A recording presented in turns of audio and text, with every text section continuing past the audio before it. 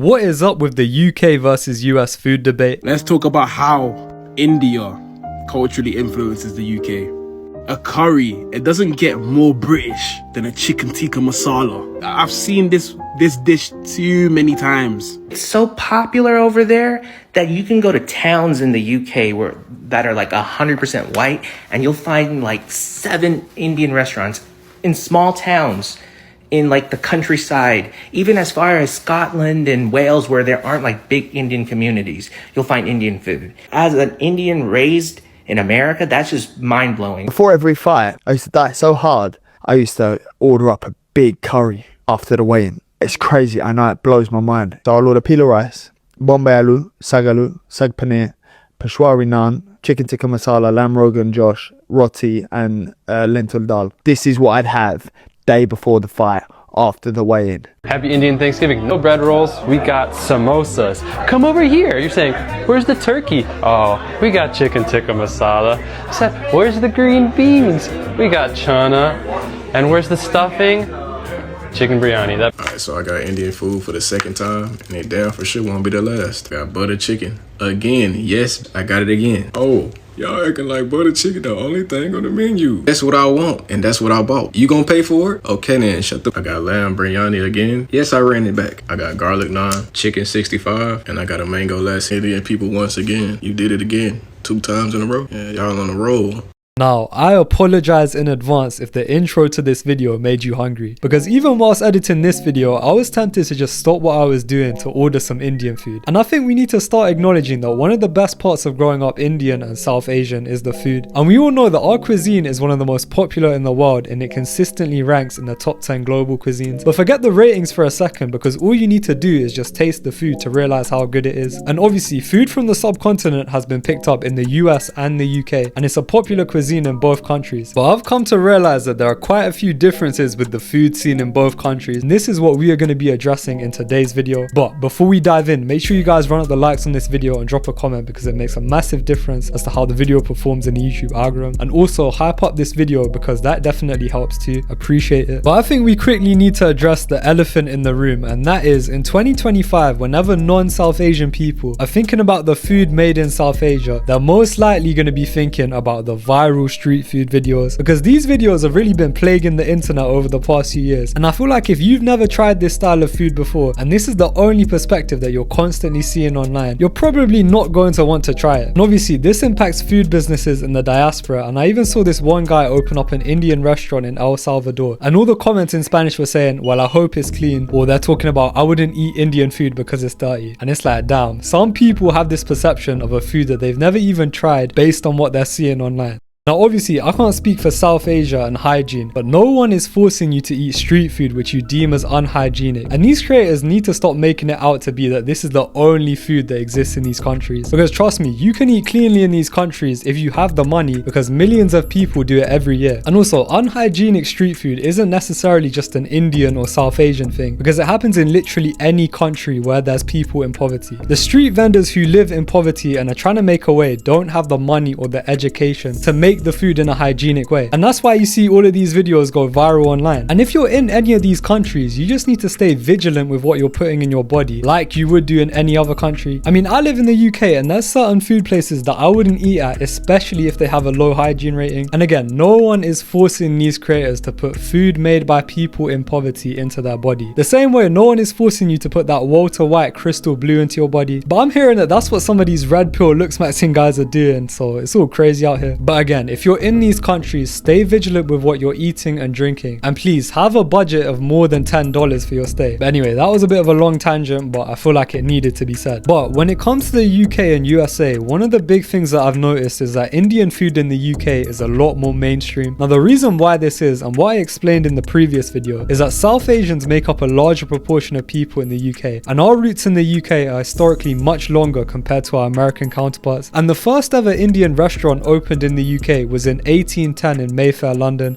And as a result of the 1940 to 1970 immigration pattern, which I talked about in the last vid, the demand for Indian restaurants basically skyrocketed. And by 1982, there were around 3,500 Indian restaurants in the UK. And at the UK's peak in 2015, there were around 12,000 restaurants branded as Indian. But unfortunately, this shrunk to 8,000 in 2023, mainly due to the pandemic and the increased cost to run a food business in this country. Now, if you compare that to the US, the first restaurant which was branded as Indian was opened between 1913 to 1915 in New York City. And keep in mind, this is a whole 100 years after the UK's first Indian restaurant. So America has been playing catch up for a while. And in the US, there are approximately 5,000 Indian restaurants. Now, this statistic actually surprised me a little bit because I know that Indians and South Asians in the US do make up a smaller proportion of people in that country. But in terms of raw numbers, there are more South Asian people, and America is literally 4 times larger than the UK. So I thought that the number of restaurants would be similar. But the fact that the number of restaurants is pretty much half did surprise me a bit. And it does look like, based on the statistics, that the food scene is dominated more by Chinese and Italian food. And someone also explained that Indian food in the US is more restaurant based compared to a casual takeout like Chinese, Italian or Mexican food. Whereas I feel like Indian takeaway or takeout is a lot more ingrained into our culture in the UK. And I feel like that definitely gets emphasized whenever I see people in America who are non-South Asian making those trying Indian food for the first time videos.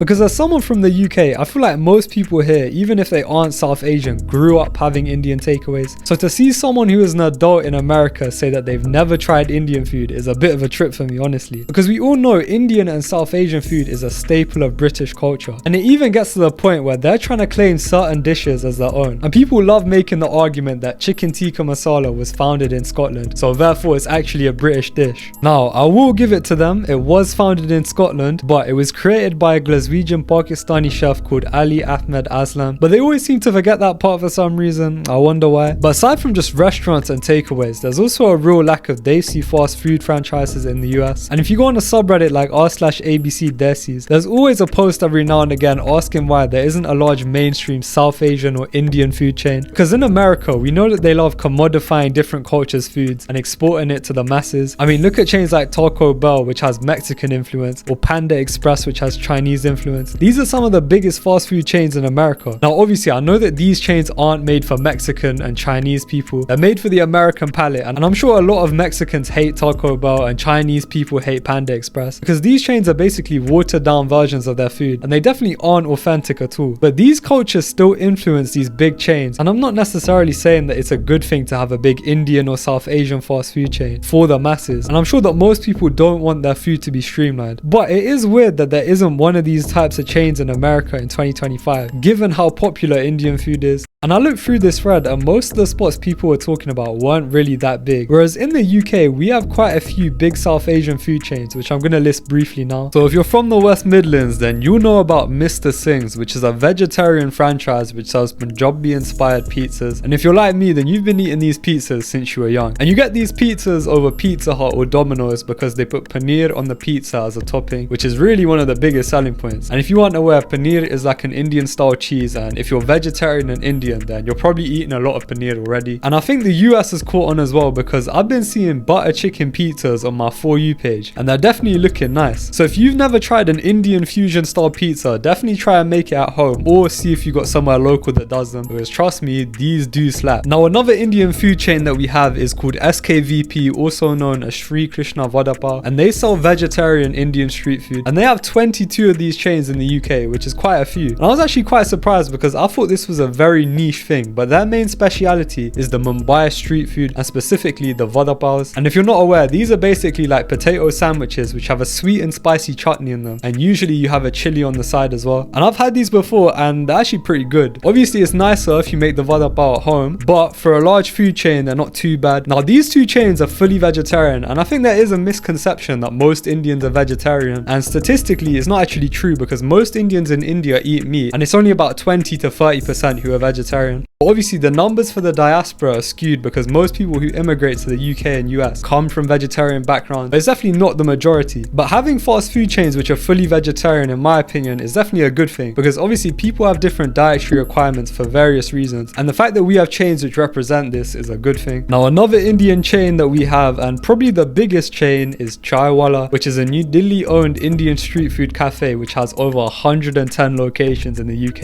which is actually insane, and it's not just a franchise, like that's more of an empire. And they're known for the drinks and the chai that they sell, and they also do desi breakfasts and other desi cafe foods as well. And they sell things like butter chicken sandwiches and keema rolls. And someone said chaiwala is like a brown man's pub if they don't drink alcohol. Low-key, I hear it. Now I haven't had too many things from this place, but if you are gonna go, then I definitely recommend getting a drink like the karak chai or the mint tea. But when it comes to restaurants, the UK does have a few Indian restaurant chains, and one of the ones that's been expanding quite a lot recently is the Soho restaurants. So they have loads of these, and they have lots of different names like Soho Tavern, Soho Oak, Soho Cottage, but they all serve the same food. Now these restaurants also serve as sports pubs which serve alcohol, and they've kind of been making waves recently. And I saw an article about how these desi gastro pubs are taking over the UK, because obviously you can eat your food whilst watching sports and having a drink. Now these Soho restaurants basically serve your standard Indian and Punjabi food spread, and they mainly specialized in mixed meat and vegetarian grills, and also the chili chips.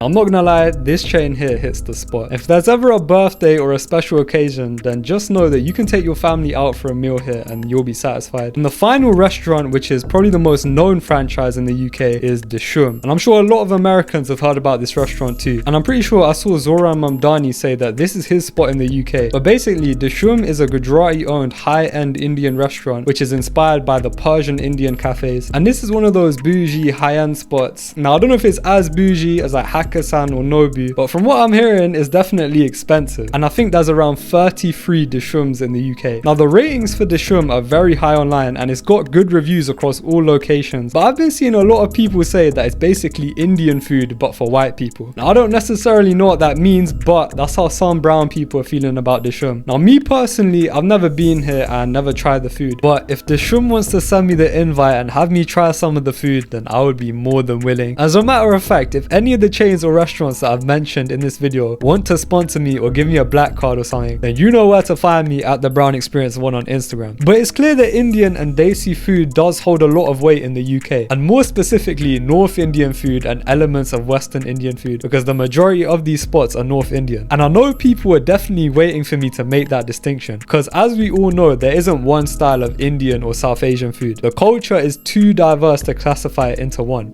But when we're talking about desi food in general, it's dominated by food which comes from North India and parts of West India. And this is the case for both the UK and US. Now in my head, I thought that there would be a bigger South Indian influence on the food in America, because there has been large amounts of South Indian immigrants into the country recently. But shout out to my guy Madhav, because he was telling me that the norm in America is North Indian food. But in certain hubs where there are large South Indian populations like the Bay Area or Chicago, you can find South Indian food. And I feel like one of the other foods which Americans know other than butter chicken and naan is dosa. Now for me, dosa is a top 3 Indian food. Ever since I first had it in India, it's one of my favorites, honestly. That along with idli sambar. But in the UK, I'll be honest, I don't think I've found a good dosa spot. So majority of the time, we just make it at home. And I feel like the UK is sleeping on South Indian food, and there isn't really too much awareness on that style of food over here. I remember one time I was at an Indian buffet which had a live dosa making station, and this white lady came up to me and she said, "Is that a wrap or a pancake?" Yeah, so they don't really know about that type of food over here. But if you don't know, dosa is a thin savory crepe made from fermented batter of ground black gram and rice, and it's usually served with chutney and sambar, and it's very nice. But yeah, I haven't found a good spot in the UK, but based on what I'm seeing on TikTok in America, you guys have some nice looking spots out there. And I don't know if this is true or not, but I'm hearing that the best Indian food in America is in New Jersey. Any of my people from Jersey need to let me know on that one, and anyone else in America who thinks they have better food, they need to let me know as well. But yeah, these are some of the differences that I've been noticing between the Indian food in the UK and the US. Now when it comes to just South Asian food in general, you can probably make a documentary on the cuisines that I missed out in this video, because I'm hearing that Tamil food has been making waves recently. Nepalese Indian food is also a big staple in the UK. Indo-Chinese food too, which is one of my favorites. Goan seafood, Bengali seafood. Listen, there's too many to talk about in just one video. So if you want a part 2, then all you need to do is say the word, and if this video gets a certain amount of likes, then I'll drop another video on food, and hopefully we can talk about those cuisines in that one. But yeah, I've been grinding with the videos recently, and hopefully I can keep up the momentum going into Christmas, and I appreciate the support too. Stay tuned because I've got more classics dropping. TB winter.